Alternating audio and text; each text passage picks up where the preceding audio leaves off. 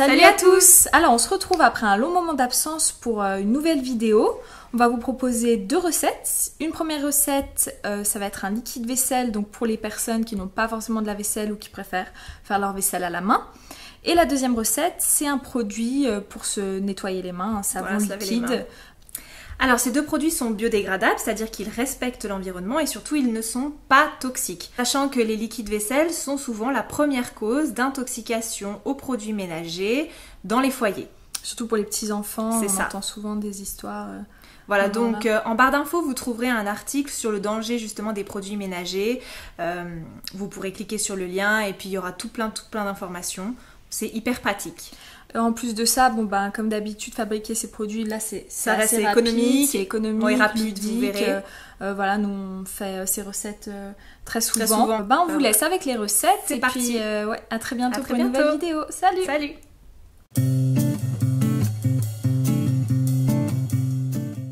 Alors, voici tout ce dont vous aurez besoin pour effectuer votre liquide vaisselle biodégradable et non toxique. Il vous faudra du savon noir. Je vais vous expliquer en détail ce qu'est le savon noir.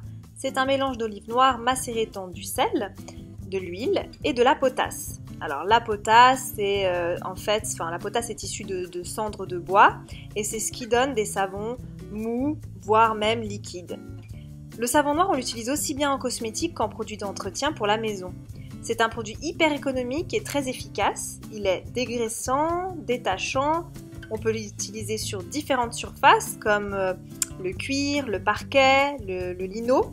Mais attention, parfois il faut bien le diluer quand même pour ne pas avoir des petits accidents, des petites marques qui se feraient sur vos surfaces.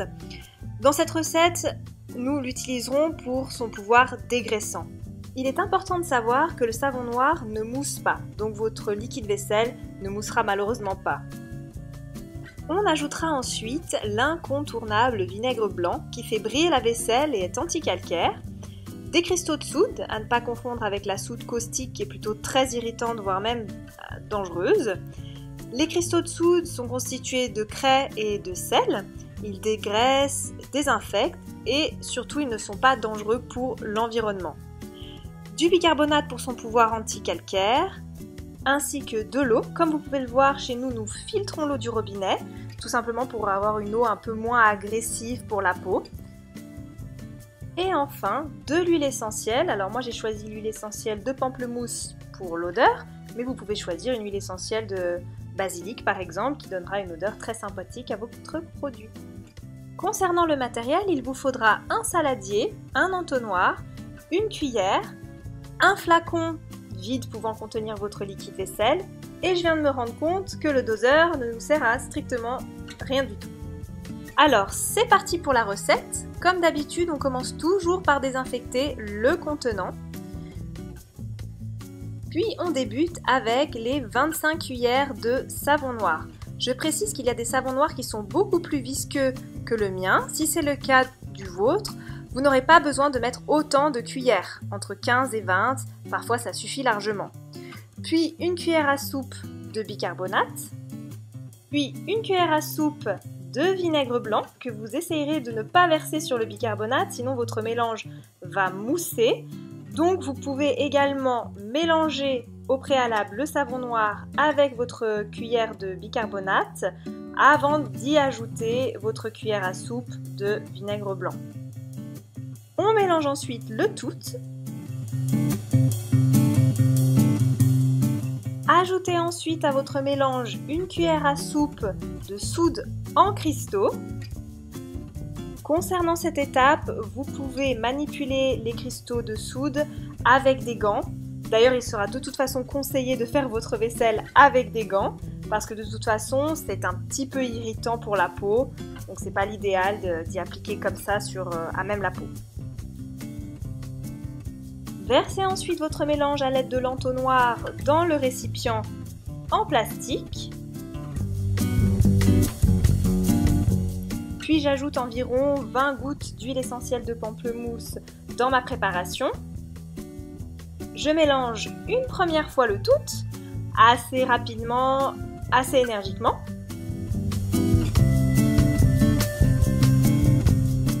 Puis puis remplissez l'espace restant par de l'eau à l'aide de votre entonnoir. Mélangez une dernière fois votre produit et voilà, c'est terminé. Sachez que si vous souhaitez avoir un produit qui se rapproche beaucoup plus d'un gel, parce que là c'est véritablement un liquide, donc d'un gel qui mousse, vous pouvez remplacer le savon noir par 2 cuillères à soupe environ de savon de Marseille en copeaux que vous laisserez fondre dans 500 ml d'eau environ. Puis vous pourrez ajouter tous les autres ingrédients que nous avons déjà mis à appliquer à notre recette. Vous laisserez refroidir, puis vous mettrez le tout dans votre contenant vide, puis vous terminerez par les huiles essentielles.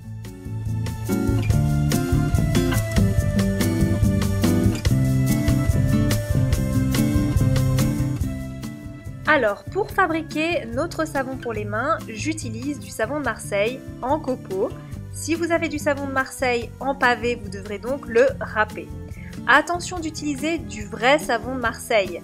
Normalement, ils sont estampillés du nom de la savonnerie et sont composés à 72% d'huile végétale. Ce savon est notre petit chouchou. Il est biodégradable, ne contient pas d'allergènes, il n'a pas de colorant. Donc si vous trouvez un savon de Marseille qui est vert, sachez qu'il sera à base d'huile d'olive. Les jaunes sont plutôt composés d'huile d'arachide. Il peut être utilisé pour désinfecter sans irriter, pour l'hygiène corporelle, pour l'entretien de la maison, pour laver le linge. Il remplace très bien le dentifrice. En bref, il nettoie tout en respectant la peau. Pour la suite de la recette, j'ai choisi de l'huile d'argan qui nous vient du Maroc et qui est très nourrissante.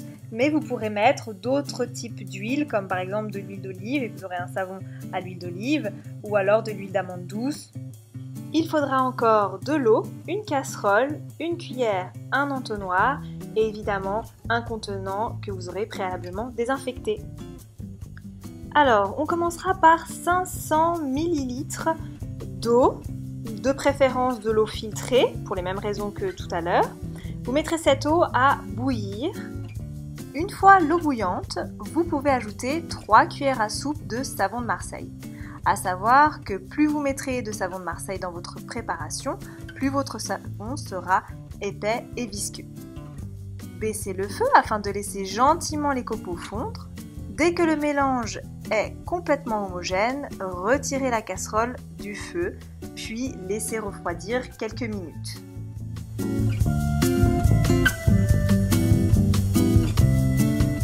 Ajoutez ensuite 6 cuillères à café d'huile d'argan, remuez le tout, puis